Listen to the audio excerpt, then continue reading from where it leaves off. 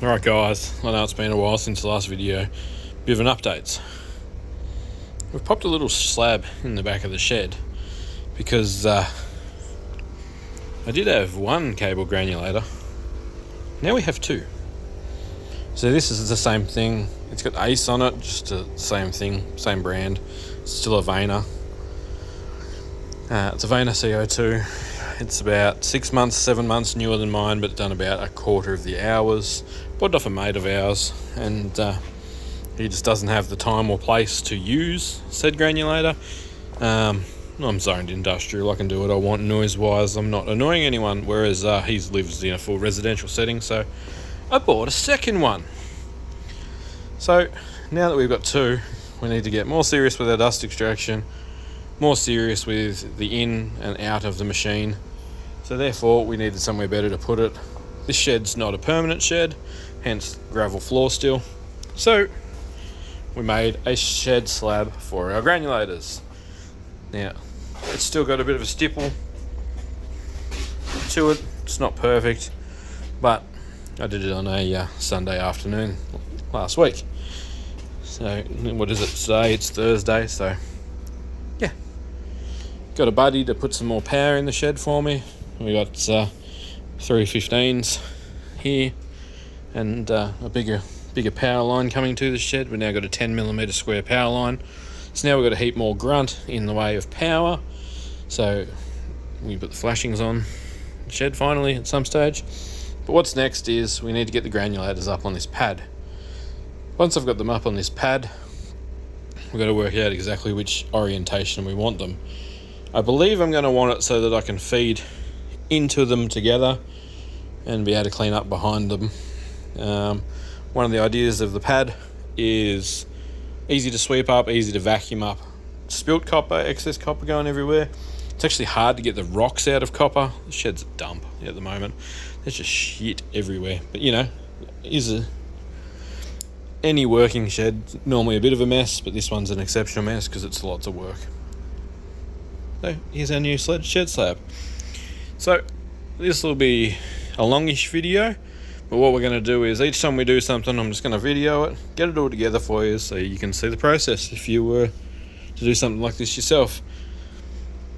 This is starting from like an ultra low budget perspective, I suppose, because all I had to do was pour a slab. I think we're $220 in the slab. It's about 2.4 by 2.4 meters. Yeah, we've got something solid to put them on, so we'll get them up here. Once they're up, we will sort out some dust extraction and maybe even sort the dust extraction to the point where it's actually plastic collection, so then I don't have to empty buckets out the back of the machines. So for those that aren't aware of how the machine works, copper comes out the front where I'm calling the front where you feed it and the control panel is. Copper comes out the fronts, and microplastic pellets fall out the back. But as you can see, over time, copper falls out of them in places. They're not perfectly joined and sealed. They're a shaker table, and the copper that goes in here, it's got two sets of flaps, both of them do.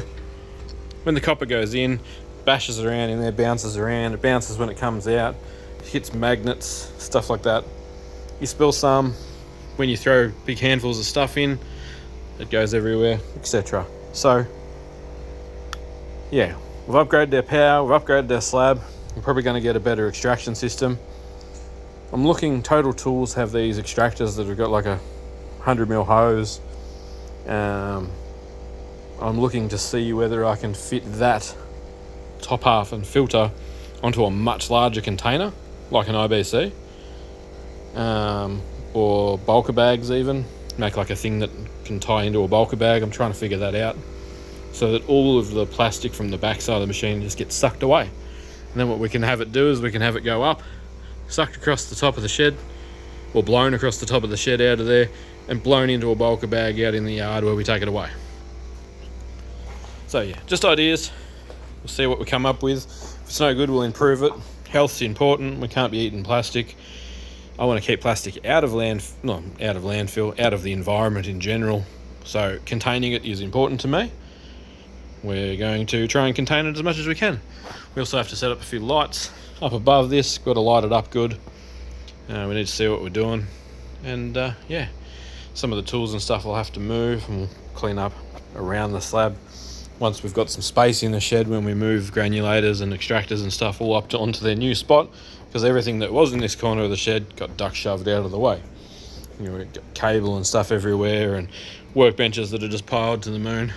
We need to clean up. This happens. So, shed got a slab, little slab, and more power. So, let's get this done and see how much we can produce when we've got two of these little beasts going. Alright, so here's a bit of a finish off to the little concrete slab video. So we poured the slab. It's been a couple of weeks now. I let it set for a week and a bit, and I put the machines on. So we've got the two Vayner or Ace, same brand, whatever, units up here. Got a power point there. Got a double 15 ampere over there.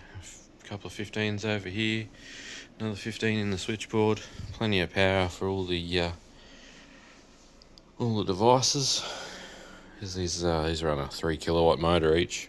As you can see, they're the same. So we've got it set up so that the copper comes out the front, as you can see, and we can quite easily walk between the machines. There's copper out the back because this big one's been just constantly smashing stuff, and I just cleaned that one out, so you got a lot of copper dust on top of the plastic there, because they've been on a diet of pretty much straight copper, because that's what I've been feeding them. Straight copper. So the best part about this little concrete slab is we can just get the vacuum, suck up all the mess periodically, and deal with the dust, etc. Ooh, that fan on that inverter sounds nasty.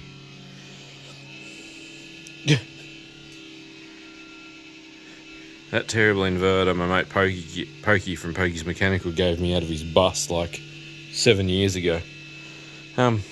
Dust extractor there, plumbed in.